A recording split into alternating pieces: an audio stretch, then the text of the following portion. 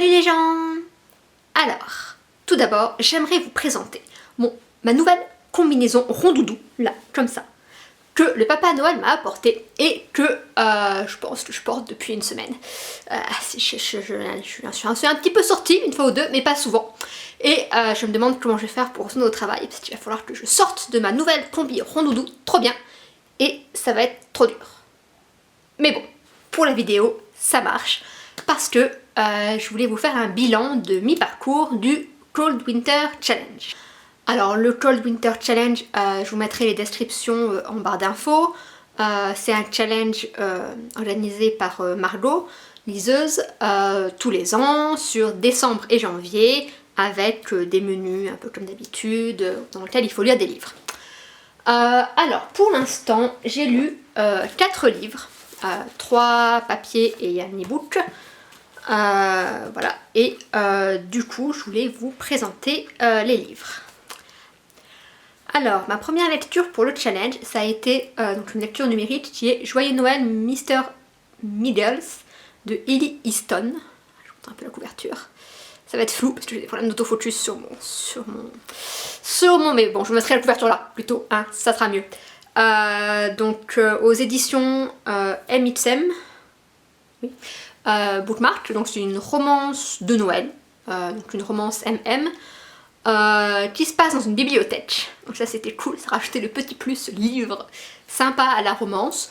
Voilà, ça s'est lu vite, donc du coup je l'ai mis moi dans le menu la magie de Noël, puisque pour la magie de Noël il faut lire des livres qui parlent de Noël, du Nouvel An, de l'Avent, voilà, et du coup ça se passe entre un peu avant Noël, le Nouvel An, tout ça. Donc la période correspondait bien.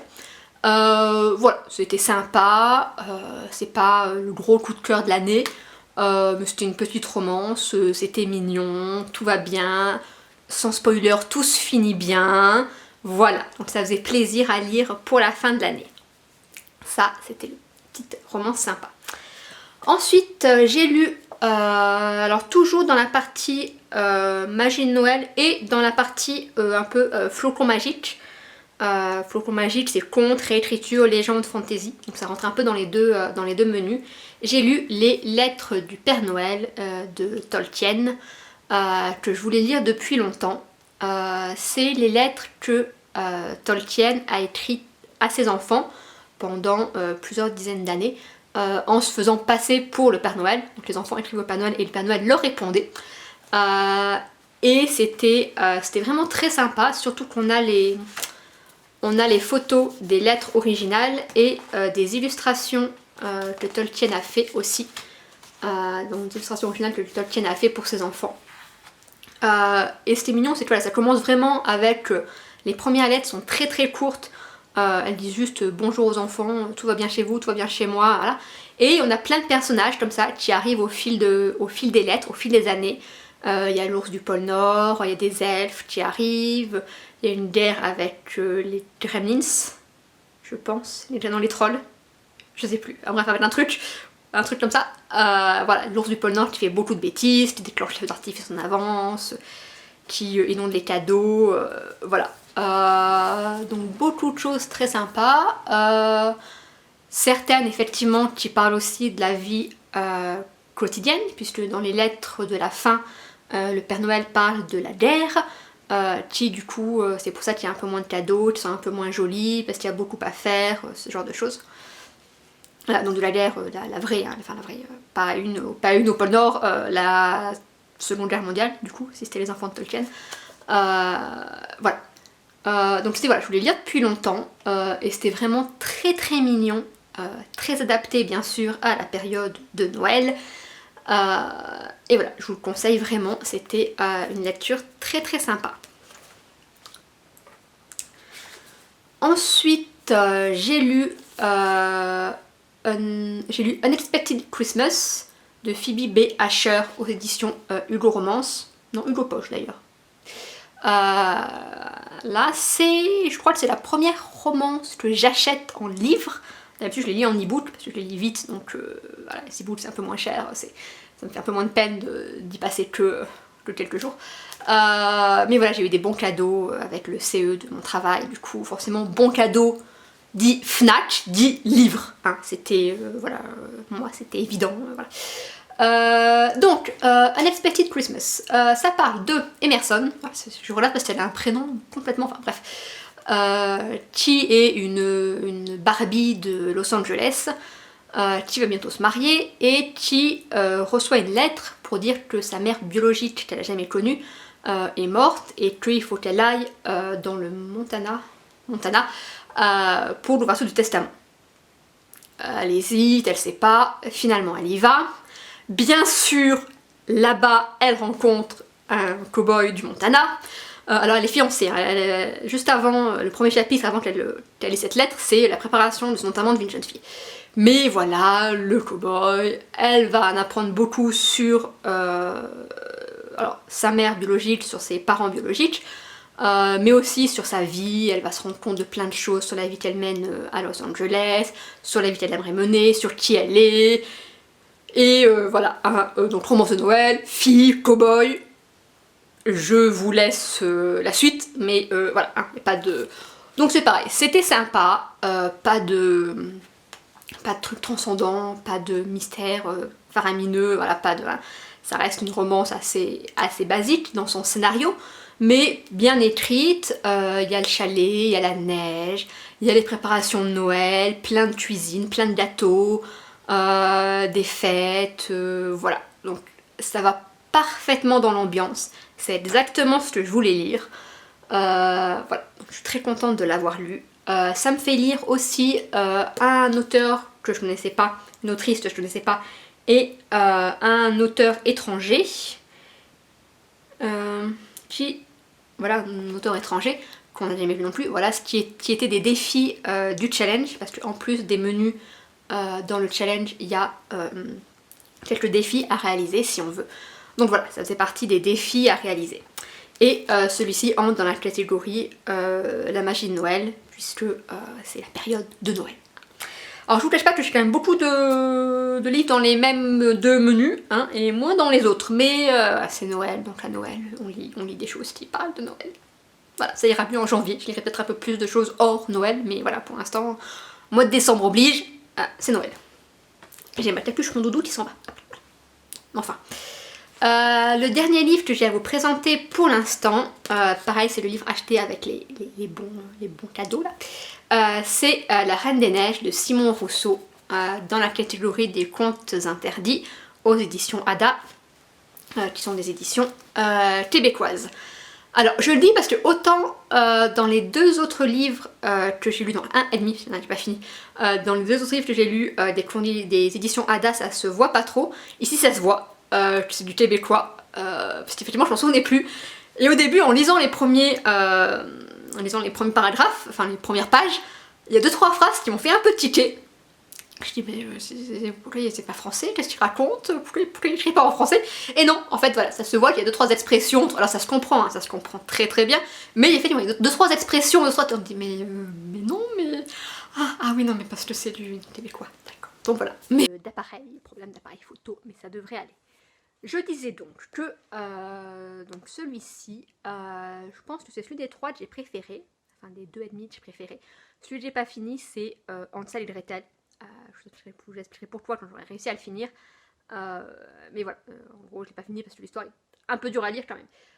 Ici, on parle d'une jeune femme dont j'ai oublié le prénom. J'ai du mal avec les prénoms en fait des gens. Je sais plus comment elle s'appelle. Bref. Peu importe, ça n'a pas énormément d'intérêt, son prénom. Surtout que ça racontait à la première personne, donc du coup c'est pas... voilà. Du coup, donc une jeune femme qui, pareil, à cause du décès de son grand-père, retourne voir sa grand-mère, qu'elle n'avait pas vue depuis sa jeune enfance, parce que ses parents étaient partis, disputés, enfin bref. Donc elle retourne voir sa grand-mère dans une ville un peu paumée du Canada. Alors je connais pas la ville, mais un truc paumé, voilà, vous voyez la petite ville américaine paumée, voilà, c'était là. Et elle découvre que son grand-père s'est suicidé, mais dans des conditions très étranges, et elle va enquêter sur ce qui s'est passé. Parce que c'est pas normal. Sa grand-mère le trouvait anormal quelques jours avant, il y a un vieil indien qui est passé le voir quelques jours avant aussi. Voilà. parallèlement à ça, on a aussi effectivement des souvenirs, on découvre un peu des souvenirs de ce qui est arrivé au grand-père plus tôt. Et on a, alors sans spoiler du coup, je vais essayer de faire sans spoiler. Mais on a une chose dans la forêt une chose qui fait des choses aux gens. Voilà. C'est clair, hein, c'est précis, hein, non mais je suis vachement forte pour les résumer. Et voilà, alors je vais vous lire le résumé qui est là, hein, ça va être bien. Le meurtre immonde d'un prêtre dans un pensionnat autochtone au début des années 1970. L'inconcevable suicide du grand-père d'une journaliste prête à tout pour faire éclater la vérité. C'est ça que je vous disais. Un chaman amérindien banni de sa communauté reclus au cœur d'une forêt mystique.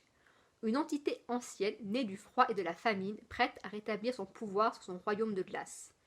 Une effroyable légende oubliée de tous. Voilà, comme ça, c'est pas clair du tout, mais c'est le résumé qui est là. Alors, ce qui est marrant, c'est qu'effectivement, au début du roman, donc c'est des courts romans, au début du roman, elle explique l'auteur n'a pas basé son histoire sur la Reine des Neiges de Disney, mais sur la Reine des Neiges, le conte d'Andersen. Parce que oui, la Reine des Neiges de Disney n'a rien à voir avec le conte original d'Andersen. Voilà, on est plus proche du conte original d'Andersen avec un problème, les gens qui... hop là, mon rondoudou. Avec les gens qui, effectivement, qui ont des problèmes au cœur, à un œil. Pour ceux qui ont lu le conte d'Andersen, ça leur rappellera quelque chose. Puisque voilà, dans le conte d'Andersen, en fait, la Reine des Neiges, c'est la méchante du conte, et elle passe au début dans le village, et il y a des morceaux de glace qui la suivent, des morceaux de neige, des morceaux de glace qui la suivent, et il y en a un qui rentre dans le cœur de Hans. Je crois qu'il y a ces deux enfants, les héros, enfin surtout la fille qui est l'héroïne. Donc dans le cœur et dans l'œil de Hans, il y a des morceaux de glace qui rentrent, et du coup il ne peut voir il voit que des choses mauvaises, et il ne peut ressentir que des émotions mauvaises, parce que son cœur et son œil ont gelé à cause de la glace. Il s'en va avec la Reine des Neiges, et sa meilleure amie, son amie d'enfance, qui s'appelle Gerta, je crois, un truc comme ça, va avoir tout un périple pour essayer de le retrouver. Et de le sauver, bien sûr, de la Reine des Neiges. Je crois dire qu'à la fin, elle pleure, et que c'est les larmes qui, en tombant sur son ami, réchauffent son cœur, son œil, et voilà, c'est comme ça que ça se passe. Donc là, c'est plus proche de ça, notamment avec l'entité démoniaque, cache dans la forêt, tout ça. Par contre, ce qui est marrant, c'est qu'il a dit qu'il avait quand même mis des petites touches, et effectivement, dans le conte, il y a aussi un petit garçon et une petite fille, et la petite fille s'appelle Elsa. Hein, juste pour, voilà, il y a 2-3 petites touches comme ça, juste pour remettre des prénoms ou des choses comme ça de la Reine des Neiges de Disney. Du coup, c'est marrant, ça fait un petit clin d'œil, c'est mignon. Mais voilà, j'ai bien aimé. Alors, c'était pas... parce que les contes interdits sont réputés pour être des réécritures de contes de fées gore, dans l'horreur. Voilà, là, c'est effectivement un livre d'horreur. C'est pas si gore que ça. Alors effectivement, à un moment, il y a un peu des morceaux de cadavres, voilà, il y a des oiseaux qui bouffent un type, je suis désolée, ils bouffent un monsieur. Voilà, c'est un peu, voilà, c'est pas...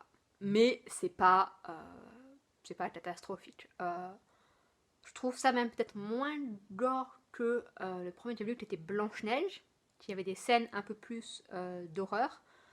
En revanche, voilà, pour Hansel et Gretel, alors j'ai pas fini, je vous dis... Hansel et Gretel, pour l'instant, il n'y a pas de gore dans ce que j'ai lu, dans le sens où il n'y a pas de sang, de morceaux de cadavres, voilà.